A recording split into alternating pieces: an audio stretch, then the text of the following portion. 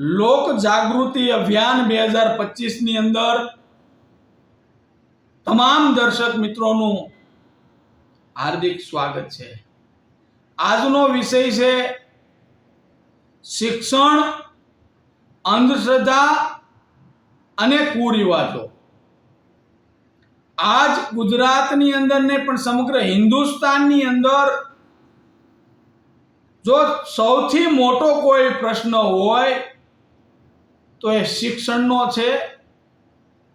એમાંય ગુજરાતની અંદર ઓબીસી સમાજ, સામાન્ય પ્રજાના છોકરા, ગરીબ સમાજના છોકરા ને વંચિત રાખવા માટે યાદ રાખજો મિત્રો, સરકારી સ્કૂલોને તાળા લાગવા માંડ્યા છે, પ્રાઇવેટ સ્કૂલના આંકડા ખુલવા લાગ્યા, જેથી કરીને આગળ સામાન્ય પરિવારના બાળકો શિક્ષણ લઈ શકશે નહીં। ખૂબ ચિંતાનો વિષય છે। અને એક મહાપુરુષે કીધું છે કે તમારા ઘરના વાસણ વેચવાના થાય ને તો વેચી દેજો, પણ 100% તમારા બાળકોને શિક્ષણ અપાવજો, કારણ કે શિક્ષણ એ આખા સમાજ, આખા ભારત દેશ, આખા વિશ્વનું અંજવાળું પાથરનારું સૌથી તાકાતવર હથિયાર છે। એટલે તમામ લોકોએ જાગૃત થઈ અને આ ગુજરાતની અંદર વધારેમાં વધારે સામાન્ય પરિવારના શિક્ષણ લેવા માટે જે બાળકો સરકારી સ્કૂલની અંદર જાય છે એ સ્કૂલો બંધ ન થાય એના માટે એક અભિયાનમાં જોડાવાની જરૂર છે। સાથોસાથ ગુજરાતની અંદર કે સમગ્ર ભારતની અંદર વધારેમાં વધારે ઓબીસી સમાજ કે કોળી સમાજ કે અન્ય સમાજ જો કોઈ લૂંટાતો હોય તો ધર્મના માર્ગે લૂંટાય છે, અંધશ્રદ્ધાના માર્ગે લૂંટાય છે। આજ વિશ્વની અંદર લઈ લ્યો, ભારતની અંદર લઈ લો કે ગુજરાતની અંદર લઈ લો, દરેક પરિવાર અમુકને બાદ કરતા એટલા અંધશ્રદ્ધાની અંદર ફસાઈ ગયા છે કે હજારો લાખો રૂપિયાનો ખર્ચ એની અંદર કરતા હોય છે। સામાન્ય દાખલો તમને આપી દઉં કે કોરોના કાળની અંદર એક પણ ભગવાને તમારી મદદ કરી, એક પણ ધર્મગુરુએ તમારી મદદ કરી, એક પણ મંદિરે તમારી મદદ કરી, તો શા માટે તમે ઊંધી દોડ મેકીને મંદિર તરફ જવા લાગ્યા છો? તમારે તમારા બાળકોને મંદિર તરફ વાળવા કરતા યોગ્ય રસ્તો આપો, શિક્ષણ તરફ વાળો।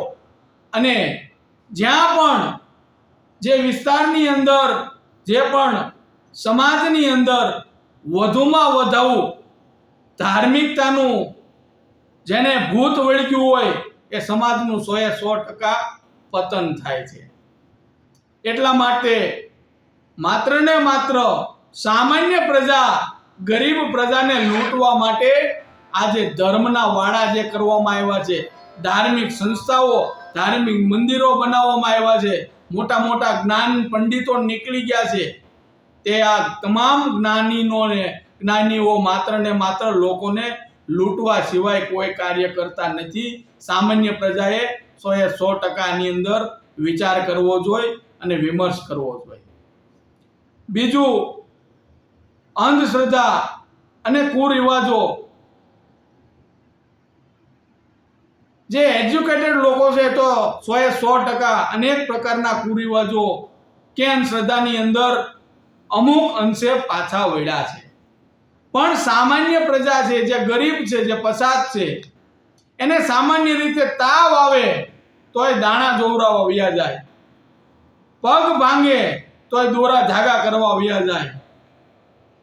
અરે ભાઈ, શિક્ષણને સમજી શિક્ષિત બનો અને આ તમામ પ્રકારના અંધશ્રદ્ધા અને કુરિવાજોમાંથી બહાર નીકળો, કારણ કે આ કુરિવાજોથી તમારા બાળકોનું, તમારા પરિવારનું, તમારા સમાજનું, તમારા વિસ્તારનું, તમારા દેશનું પતન થાય છે। નાના નાના સમાજની અંદર અનેક પ્રકારના કુરિવાજોને લઈને જે રિવાજો છે એ રિવાજો બદલવાની ખાસ જરૂર છે। એક તો સામાન્ય પ્રજા પાસે કશું હોતું નથી, પૈસા નથી, રોજગારી નથી, એના બાળકો મજૂરી કરે છે, એ દરમિયાન કોઈ તમને આવા ધર્મના નામે લૂંટતા હોય, કુરિવાજોના નામે લૂંટતા હોય, અંધશ્રદ્ધાના નામે લૂંટતા હોય, તો લોકોએ 100% ચેતી જવું જોઈએ. અને માત્ર ને માત્ર શિક્ષણ, એક વાત સમજી લેજો કે મહાપુરુષોને વાંચો, શિક્ષણ તમારા બાળકોને 100% આપો, તમારા ઘરની અંદર શિક્ષણ આવશે, અંજવાળું થશે, આખા પરિવારને તારશે, ત્યાર પછી જ તમે અંધશ્રદ્ધા અને કુરિવાજોમાંથી બહાર નીકળશો. આજ અબજો ખરબો રૂપિયા આ ધાર્મિક અલગ અલગ સંસ્થાઓની અંદર ખોટી રીતે વેડફાટ થઈ રહ્યો છે. નાના સમાજને લૂંટફાટ કરવામાં આવ્યો છે. કોઈ પણ મંદિરની અંદર તમે દર્શન કરવા જાઓ તો ભગવાન પહેલા મોટી જબરી પેટી આવી જાય, દાન પેટી, એની અંદર અનેક જગ્યાએ તો આપણે ન્યૂઝ મારફતે એવા દાખલા જોવી છે, એવા સમાચાર જોવી છે કે તમારે વીઆઈપી લાઈનમાં રહેવું હોય તો અલગ પૈસા હોય, ડાયરેક્ટ ભગવાનના દર્શન કરવા હોય તો તમારે અલગ પૈસા હોય. તમામ પ્રજા, તમામ લોકોને જાણ કરવાની કે ખરેખર તમે આડાઅવળા જે ગોતો છો, જે ભગવાન તમારા ઘરની અંદર જ છે, તમારા વાલી, તમારા માતા પિતા, એ જ તમારા ભગવાન છે. તો બીજે ક્યાંય રખડવાની જરૂર નથી. વધારેમાં વધારે શિક્ષણ લ્યો, કુરિવાજોનો નાશ કરો, અંધશ્રદ્ધામાંથી બહાર નીકળો. આ જ સાચા શિક્ષણની તાકાત છે. એટલા માટે ફરીવાર તમને લોકોને કહેવાનું કે તમારા બાળકોને સારા ભવિષ્ય માટે, સારા